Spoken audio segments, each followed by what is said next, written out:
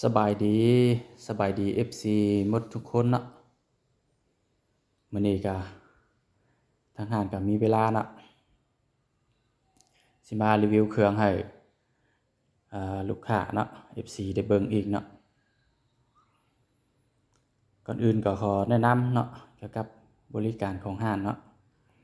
มีบริการเก็บปลายทางให้ลูกค้าเนาะมีบริการเก็บปลายทางให้ลูกค้าสำหรับภาคกลางและภาคเหนือเฮาเนาะ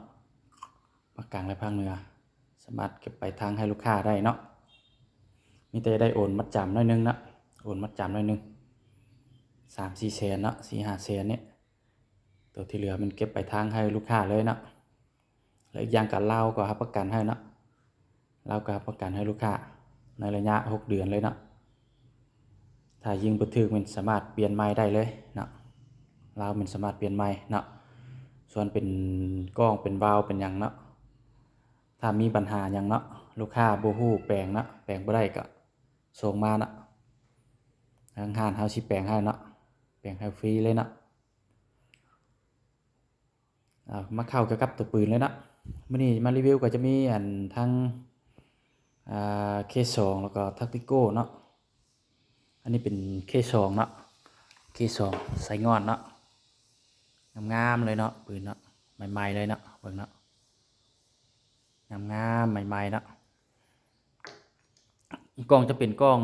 มักคูณเนาะกล้องมักคูณ 3-9x40 เนาะมีไฟในเลนเนาะสามารถปรับไฟได้เนาะตามที่เฮามักเนาะมันจะมีสีแดงสีเขียวเนาะแล้วก็สุดโลดจะเป็น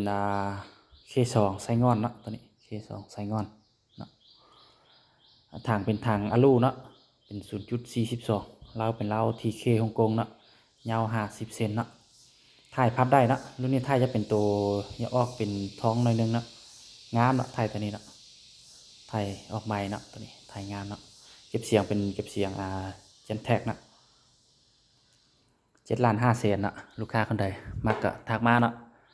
7,500,000ครบสุดเลยเนาะมีกล่องสูบมีลูกปืนมีโม่มีชุดโอลิงเนาะพร้อมกับตัวปืนเลยเนาะครบสุดพร้อมยิงเลยเนาะ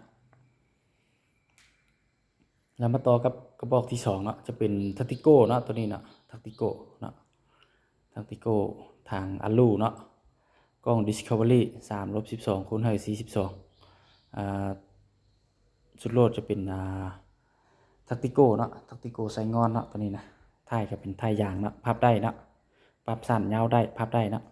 ลาว TK ฮ่องกงยาว50 เซนเนาะเก็บเสียงเป็น Gentek เนาะวาล์วจะเป็นวาล์วคลิกแก๊สเนาะคลิกแก๊สดำเนาะเบิ่งเนาะลูกค้ามักก็ทักมาได้เนาะตัวนี้เนาะราคามัน8,500,000เนาะได้กล่องสูบได้ลูกปืนได้โม่ได้ชุดโอลิงเนาะครบสุดเลยพร้อมยิงเลยเนาะระยะบางผล2กระบอกนี่จะตกอยู่ประมาณ70-80 เมตรเนี่ยเนาะยิงสำหรับยิงนกยิงหอกเนาะประมาณ70-80 เมตรเนาะถ้ายิงสั้นใหญ่ก็ฮอต100 เมตรเนาะ100 ปลายเมตรขึ้นเมื่อเนาะรับประกันความแม่นให้ลูกค้าเนาะถ้าบ่แม่นก็สิเปลี่ยนเราเนาะเปลี่ยนเราใหม่ให้ลูกค้าเลยเนาะส่วนกล้องถ้ามักกล้องตัวใดก็ใส่ได้เนาะราคาเดียวกันเนาะกล้องมักคูณกล้อง Discovery เนาะมักตัวใดก็เปลี่ยนได้เนาะ